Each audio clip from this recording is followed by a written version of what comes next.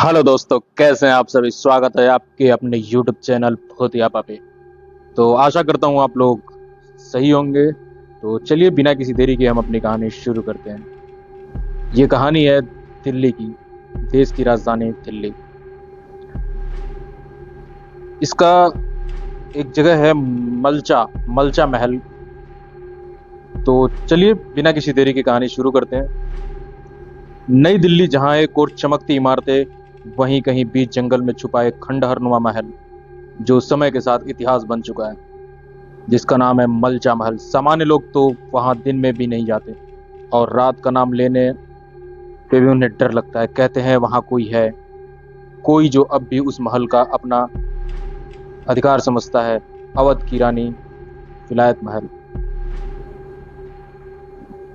साल 2000, एक ब्रिटिश पत्रकार एलेक्स हार्पर दिल्ली आया। उसका मकसद था भारत की भूतिया जगहों की डॉक्यूमेंट्री बनाना। उसे स्थानीय गाइड ने मलचा महल का नाम बताया। गाइड बोला, वहां मत जाना साहब, वहां रानी अब भी जिंदा है, मगर जमीन पर नहीं। एलेक्स ने यह मानने से इनकार कर दिया। उसने तय किया कि वह अकेला वहां जाएगा और पूरी रात वहां बिताएगा, कैमरा, टॉर्च और रिकॉर्डर के साथ। एलेक्स रात 9 बजे जंगल के उस हिस्से में पहुंचा जहां मलचा महल छिपा था, पेड़ों की एक घनी दीवार के पीछे। जैसे ही वह महल के पास पहुंचा, उसके जीपीएस ने काम करना बंद कर दिया। मोबाइल नेटवर्क चला गया। रास्ता काला और अंधेरा, सिर्फ झिंगुरों की आवाज। महल तक पहुंचने में उसे 40 मिनट लगे। महल के अंदर अजीब सी ठंडक थी। दीवारों पर उर्दू और फारसी में कुछ लिखा था। छत का आधा हिस्सा टूटा हुआ था। अचानक कैमरे की स्क्रीन ब्लर होने लगी। रिकॉर्डर में एक महिला की धीमी आवाज आई, कौन हो तुम, मेरे कमरे में कैसे आए। एलेक्स से मुड़कर देखा, कोई नहीं था। लेकिन तभी सामने एक दरवाजा धीरे धीरे खुला। अंदर एक पुराना तख्त रखा था, और उसके सामने एक औरत बैठी थी, सफेद शाही पोशाक में, चेहरे पर घूंघट। उसकी उंगलियां बर्फ जैसी सफेद थी। महिला ने धीरे से कहा, मेरे बच्चों ने खुदकुशी कर ली, मैं अब भी उनका इंतजार कर रही हूँ। एलेक्स स्तब्ध था। उसने पूछा, क्या आप विलायत महल हैं?